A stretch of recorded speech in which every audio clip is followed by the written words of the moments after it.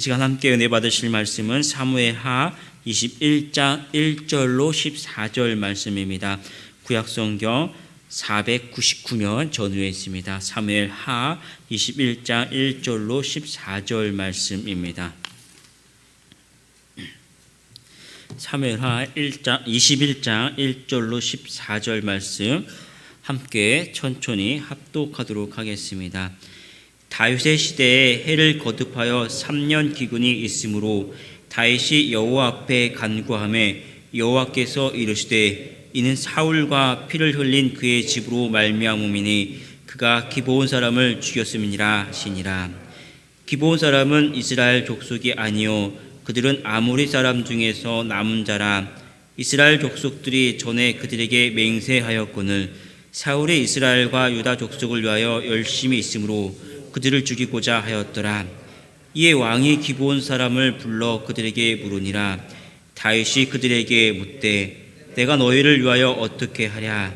내가 어떻게 속죄하여야 너희가 여호와의 기업을 위하여 복을 빌겠느냐 하니 기브온 사람이 그에게 대답하되 사울과 그의 집과 우리 사이의 문제는 은금에 있지 아니하며 이스라엘 가운데서 사람을 죽이는 문제도 우리에게 있지 아니하니라 하니라. 왕이 이르되 너희가 말하는 대로 시행하리라. 그들이 왕께 아뢰되 우리를 학살하고 또 우리를 멸하여 이스라엘 영토 내에 머물지 못하게 하려고 모해한 사람의 자손 7사람을 우리에게 내주소서. 여호와께서 택하신 사울의 고을 기브아에서 우리가 그들을 여호와 앞에서 목매어 달겠나이다 하니 왕이 이르되 내가 내주리다 하니라. 그러나 다윗과 사울의 아들 요나단 사이에 서로 여호와를 두고 맹세한 것이 있으므로 왕이 사울의 손자 요나단의 아들 무비보셋은 아끼고 왕이 이에 아야의 딸 리스바에게서 난 자 곧 사울의 두 아들 알모니와 무비보셋과 사울의 딸 메랍에게서 난 자 곧 무울라 사람 비르실레의 아들을 붙잡아 그들을 기브온 사람의 손에 넘기니 기브온 사람이 그들을 산 위에서 여호와 앞에 목매어 달매 그들이 7사람이 동시에 죽으니 죽은 때는 곡식 빼는 아야의 딸 리스바가 굵은 배를 가져다가 자기를 위하여 바위 위에 펴고 곡식 빼기 시작한 때부터 하늘에서 비가 시체에 쏟아지기를 그 시체의 낮에는 공중에 새가 앉지 못하게 하고 밤에는 들짐승이 범하지 못하게 한지라. 이에 아야의 딸 사울의 첩 리스바가 행한 일이 다윗에게 알려지매 다윗이 가서 사울의 뼈와 그의 아들 요나단의 뼈를 길르한 야베스 사람에게서 가져가니 이는 전에 블레셋 사람들이 사울의 길보아에서 죽여 블레셋 사람들의 벳산 거리에 매단 것을 그들이 가만히 가져온 것이라. 다윗이 그곳에서 사울의 뼈와 그의 아들 요나단의 뼈를 가지고 올라오매 사람들이 그 달려 죽은 자들의 뼈를 거두어다가 사울과 그의 아들 요나단의 뼈와 함께 베냐민 땅 셀라에서 그의 아버지 기스의 묘에 장사하되 모두 왕의 명령을 따라 행하니라. 그 후에야 하나님이 그 땅을 위한 기도를 들으시니라. 아멘. 함께 봉독한 말씀을 중심으로 사랑으로 회복되는 언약이라는 제목으로 은혜를 나누도록 하겠습니다. 우리가 계속해서 이제 2달 가까이 사무엘상부터 사무엘하까지 말씀을 계속 묵상하고 있습니다. 새벽 시간에. 근데 오늘부터 있는 사무엘 21장에서 24장은 흔히 이제 학자들이 이 사무엘서의 부록이라고 표현을 합니다. 실질적으로 사무엘서를 상부터 하까지 모두 다 마무리를 하고 이제 부록으로서 다시 이제 시작하는 것이죠. 이 사무엘서는 결국 이 다윗 왕국이 세워지는 그 과정을 우리에게 이제 설명해 주죠. 그래서 이 다윗 왕국이 중요한 것이 아니라 다윗 왕국을 중심으로 하나님 나라가 어떻게 세워지는지, 하나님 나라의 특징이 무엇인지 우리에게 이제 가르쳐 주고 있습니다. 그래서 이제 이 사무엘 오늘 함께 읽었던 21장에서 24장은 다시 그 내용을 우리에게 이제 언급하면서 이 하나님 하나님 나라의 이 핵심적인 이야기들을 우리에게 가르쳐주고 있습니다.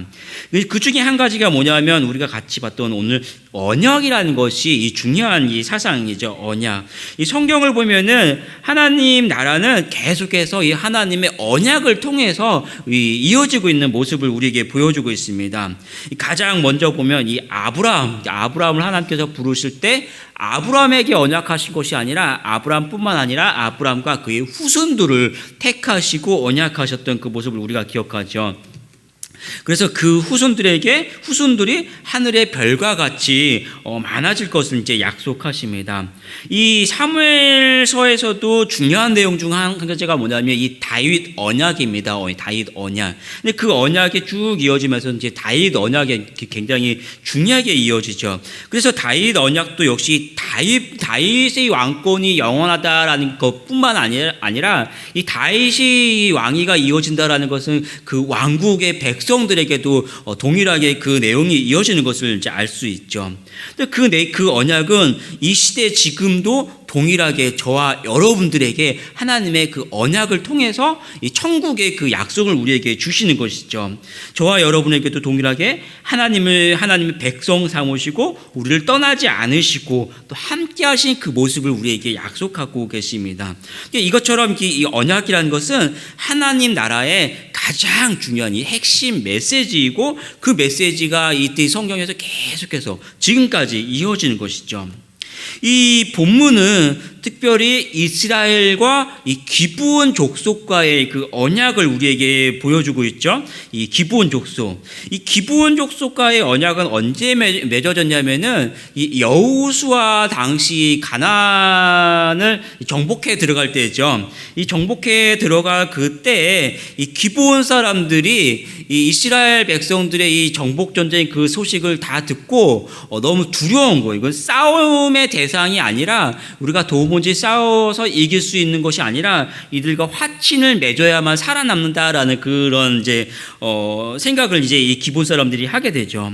화친을 맺으러 오는데 중요한 건 뭐냐면은 이 기본 사람들은 가나안 7족속 중에 한 가지입니다. 이 가나안 7족속은 이 죄악의 상징이기 때문에 이 이스라엘 백성들이 화친의 대상이 아니라 정복의 대상이에요. 이 죄를 가지고 있는 사람들이기 때문에 화친하는 그런 사람이 아니라 반드시 정복해야 하는 사람들이기 때문에 이 기부 사람들도 그걸 알고 있었어요. 그래서 이들 어떤 이 이스라엘 백성들과 그 자신들의 이 기본이라는 것을 이 가나안 7족속이 아니라는 것을 이렇게 속이고 화친을 맺기 위해서 이 사람들이 우리가 이 가나안 족속이 아니다. 우리는 멀리서 왔다라고 속이기 위해서 옷도 굉장히 허름하게 입고 오고 막 다 찢어진 옷 그런 것을 입고 오고 그들이 싸가지고 온 그 빵도 굉장히 오래돼서 이렇게 다 뭐 곰팡이가 쓸었다.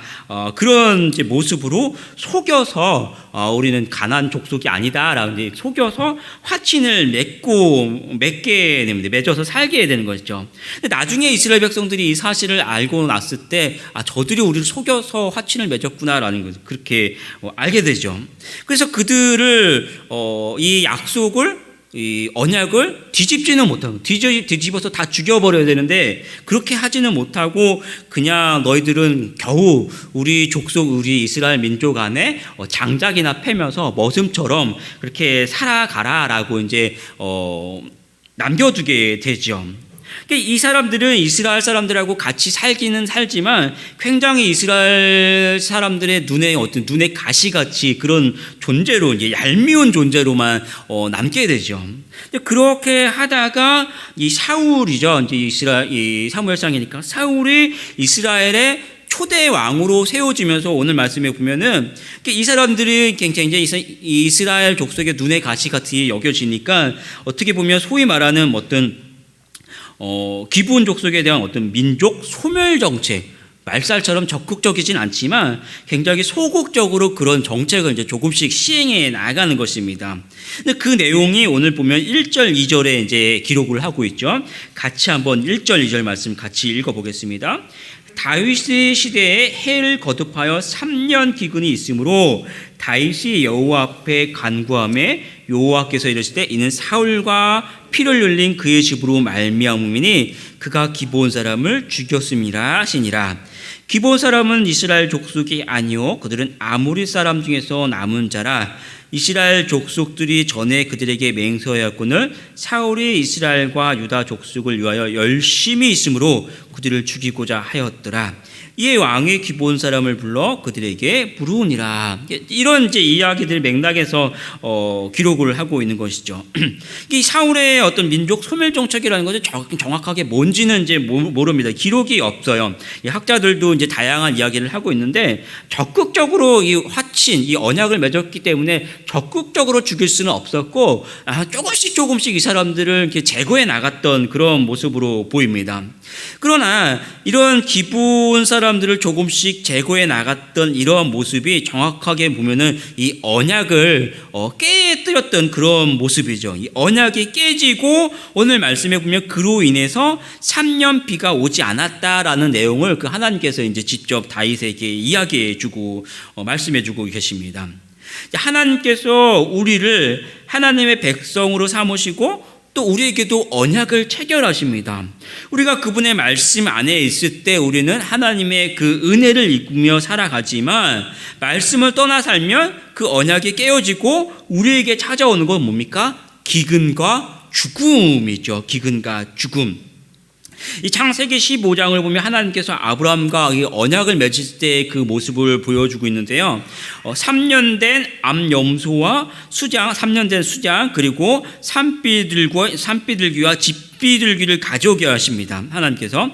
그리고 그 짐승을 쪼개서 그 사이, 그 짐승 쪼개진 그 짐승 사이에 이 하나님의 그 횃불이 쫙 지나가는 그 모습을 창세기 15장에서 보여주고 있는데 이 내용이 뭐냐면은 이 짐승을 쪼개어 놓고 너와 나 사이에 이렇게 언약을 맺겠다. 그런데 이 언약이 깨지는 날에는 이 짐승처럼 우리가 그 언약을 깬 당사자는 짐승처럼 저주를 받고 죽게 된다라는 그 모습을 이 창세기 15장에서 보여주고 있습니다.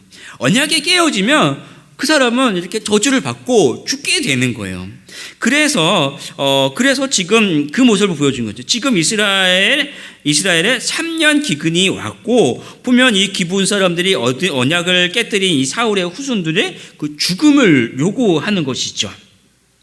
사울이 기브아 족속과의 그 언약을 깼을 때 이렇게 죽음으로 그 대가를 치러야만 하는 것입니다. 오늘 3절 4절 말씀을 같이 읽어보겠습니다. 3절 4절. 다윗이 그들에게 묻되 내가 너희를 위하여 어떻게 하랴?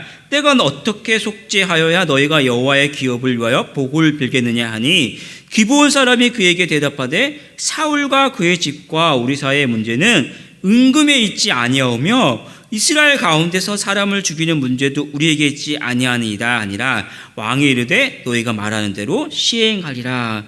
은금에 있지 않다면 무슨 말입니까? 이거는 이 언약이 깨어진 것은 돈으로 해결할 수 있는 문제가 아니다라는 것이죠. 또 한 가지 뭐냐면은 이거는 어떤 사람을 죽여야 우리 분이 풀리는 그런 보복의 문제가 아니다라는 그러한 말입니다. 언약이 깨어졌고 당신 민족과 우리 사이에 언약이 깨어졌고 그 언약이 깨어진 것은 누군가의 이런 죽음이 있어야 된다라는 그 말을 이제 이 사람들이 하는 것이죠. 그 대가로 이 언약을 깨뜨렸던 당사자 사울의 그 자손 7명을 죽이도록 요구하고 있습니다. 7절 말씀을 보면 같이 읽어보겠습니다. 7절. 그러나 다윗과 사울의 아들 요나단 사이에서 서로 여호와를 두고 맹세한 것이 있으므로 왕이 사울의 손자 요나단의 아들 무비보셋은 아끼고 다윗이 사울의 이 자손들 7명을 이 언약에 깨뜨린 그 대가로 내어주죠. 죽음으로. 그런데 그렇게 함으로써 이 언약을 회복하려고 하는데 그 언약을 회복하는 그 과정에 또 다른 언약이 있었죠. 누구입니까?